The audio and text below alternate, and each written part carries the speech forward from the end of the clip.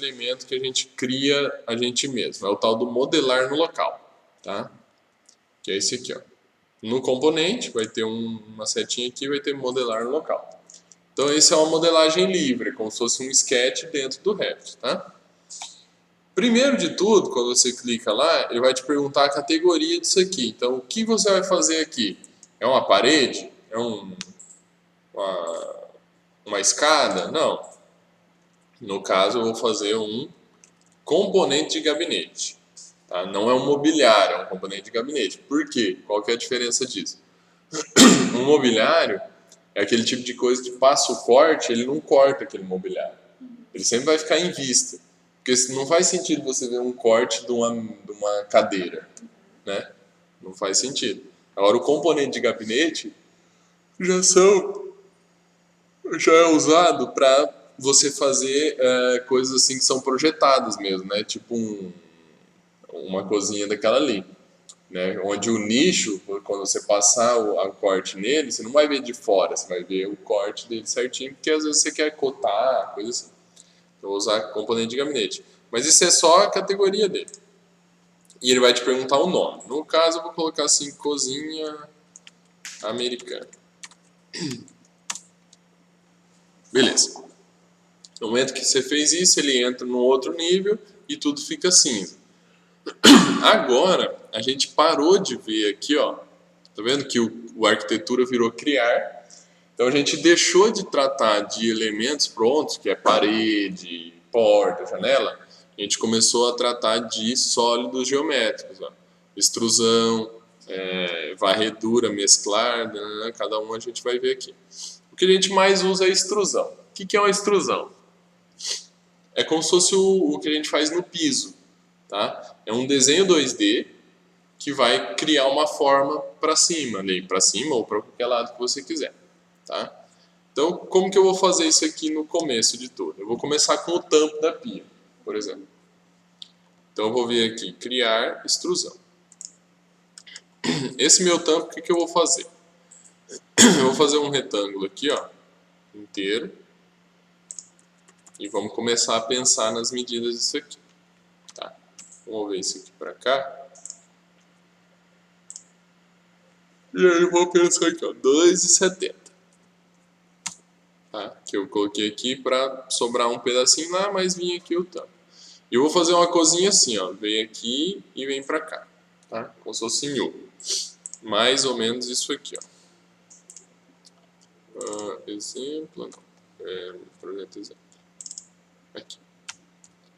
Mais ou menos o que tem nessa planta humanizada aqui, ó. Essa humanizada também é do Revit? Não, essa eu fiz no Photoshop. Mas não fica muito diferente disso não, viu?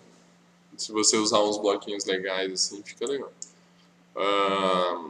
Então, eu vou fazer mais ou menos isso aqui. Isso é bem antigo, tá? Por isso que você tá com um monte de erro. Nossa, eu sabia fazer humanizada com cloro, não sei mais. A gente para de mexer. Tem que estar sempre praticando. Tá. Então, eu vou fazer essa cozinhazinha aqui. Beleza. O que eu vou fazer primeiro? Coisas que eu já sei a medida, né? Então, eu vou usar aqui, ó, offset, OF, e aí vou escolher o deslocamento dele. Vou colocar aqui 60, que é o tampo da pia, profundidade, né? Vou fazer aqui e aqui, beleza? E vou... Nossa, mas 60 não é muito? Não. É padrão. É o padrão. Dá pra fazer com um pouquinho menos. Pra pia. Pra armário não, né? Não, armário em cima não. O armário em cima é mais... Então eu fiz aqui, aí o que eu vou definir aqui, ó?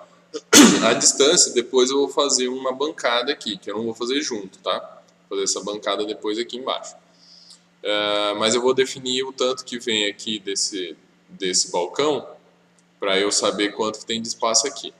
O mínimo confortável vai ser uns 90, vou colocar 100, tá? Vou colocar 1 metro, né? E eu vou fechar isso aqui assim e assim. Beleza? Feito isso, vou concluir. E ele fez lá um desenho. No caso Revit, é bom a gente estar sempre observando o que a gente está fazendo em 3D, né? Eu queria te perguntar. Pode perguntar. Quando eu ia fazer os estágios lá com o engenheiro, na hora do corte, assim, embaixo você tem que desenhar a viga pintadinha de concreto, né? E o jeito que aparecia... Uma vez feita a extrusão aqui, aí eu vou dar os parâmetros que eu quero nela, né? Então, por exemplo, início e final da extrusão, em relação a onde ela foi feita. Ela foi feita no térreo, ali. Então, eu vou colocar ela com 90 de final da extrusão. E quanto que eu vou colocar de início? Eu vou colocar a espessura, então a altura total menos a espessura que eu quero. Então, por exemplo, 90 eu vou fazer, sei lá, uma bancada de 6. Aí eu vou fazer com 84 aqui. Aí ele vai ficar lá em cima. Beleza? Então eu fiz minha extrusão, isso aqui é como se fosse a bancada da pia e tal. Ela, num modelar local, ele vai ter duas opções legais de você usar. Primeiro é o material. Ela ficou com 6 centímetros? Ficou com 6 centímetros. Eu sei que não é assim, mas tá? Mas você pode mexer na tetinha também, se quiser. Né? Também. Mas aí você não tem um controle muito grande, né?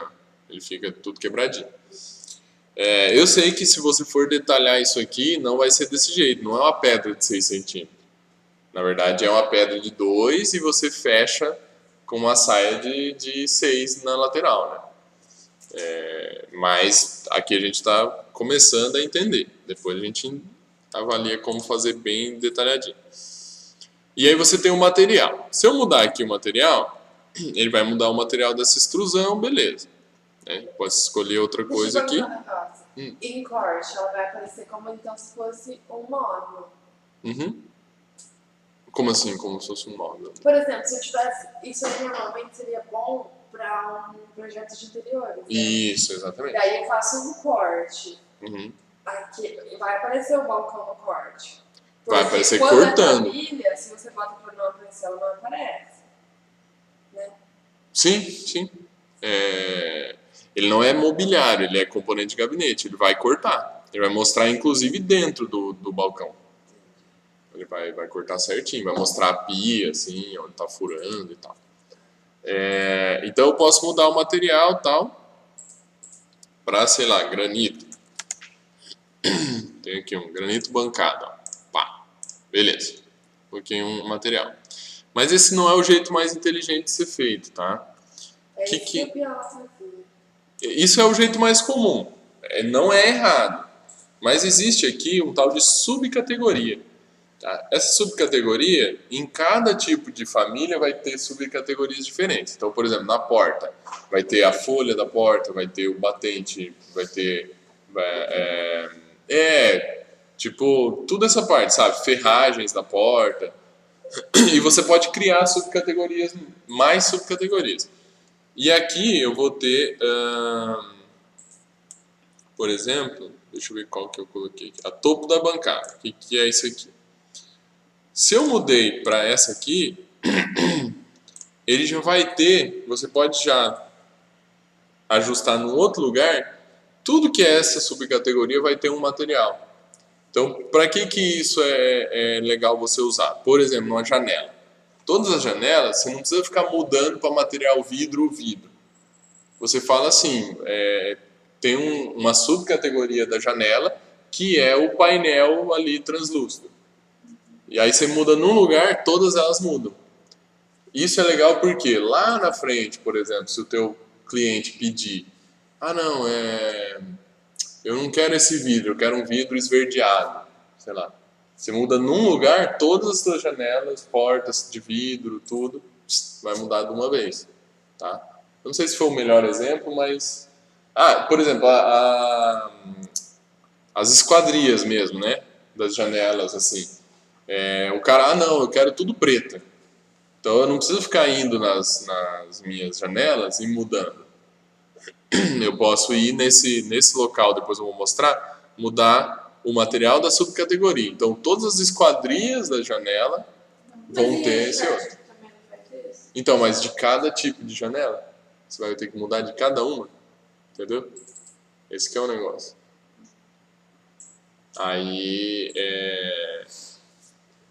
para você mudar tudo de uma vez, né? Por exemplo, corrimãos. Os corrimãos todos estão como tipo aço polido. Aí você quer mudar para escovado. Você não precisa ir selecionando os tipos de corrimão. Você muda tudo num lugar só. Tá. Para isso que serve essa subcategoria. Mas você pode vir aqui e mudar também o material. Não está errado, tá? Mas o que é importante agora daí? Né? A gente tem a extrusão principal aqui da minha pia. E aí, vão começar a ter outros elementos na nossa pia. Por exemplo, ainda nesse material, você vai ter o roda-pia lá, sei lá, o espelho da pia, né? O pessoal fala. Então, eu vou querer fazer o espelho aqui atrás. Como que eu vou fazer ele de um jeito interessante? Eu vou pegar aqui, ó, Ctrl C. Vou pegar aqui, colar alinhado no mesmo lugar. Tá? Então é o colar lá em cima, né? Mas você clica na setinha, alinhado no mesmo lugar. Ele colou, tem duas coisas juntas aqui, ó, iguaizinhas. Aí o que eu vou fazer? Vou editar a extrusão. Aí ele vai estar a linha aqui, né? E vou colocar essa extrusão com 2 de espessura. Beleza? E também eu vou mudar. Ainda está selecionado ele. Nossa, não entendi. Já vou mostrar de novo, calma aí. E já vou mudar aqui, ó, de 0 e 15. Então ele vai ter 15 de altura, mas ficou lá embaixo, tá vendo? Por que ficou lá embaixo? Porque o meu 0 está no térreo. Só que esse 0 no térreo, eu posso usar outra coisa como referência. Eu não preciso usar o térreo ou o chão. Eu posso usar outro elemento. Então ele vai estar para sempre linkado naquele elemento. Que é isso? É o tal do plano de trabalho. O que é o plano de trabalho? Quando a gente dá a editar a extrusão, tá vendo que ele fica esse desenho lá no chão? Isso é o plano de trabalho. É onde ele corta essa tua extrusão e planifica. Esse plano de trabalho a gente pode mudar, por exemplo, editar plano de trabalho, ó, selecionar um plano, ok, e pego no topo da pia. Aí ela vem para cá. Tá vendo? Aí, o que acontece? Vamos supor que no fim aí você atendeu a pessoa sempre pela internet, né? Aí você não conhece a pessoa. Tem aquela foto linda e tal. Aí você vai pessoalmente, você descobre que a pessoa é anã na hora de projetar a casa dela. E aí um de 90 não vai dar certo. Não, uma bancada de 90 não vai dar certo. Então eu vou vir assim, vou fazer, sei lá, 50 e 55. E o que acontece? O outro que está já com o plano de referência vai estar junto. Então isso vai criando uma certa inteligência dentro do teu bloco. Quando lá na frente o teu cliente falar assim, não, eu quero um pouquinho mais de espaço em tal lugar, você vai puxar, já vai reconformar tudo, entendeu? Por isso que é interessante. Mas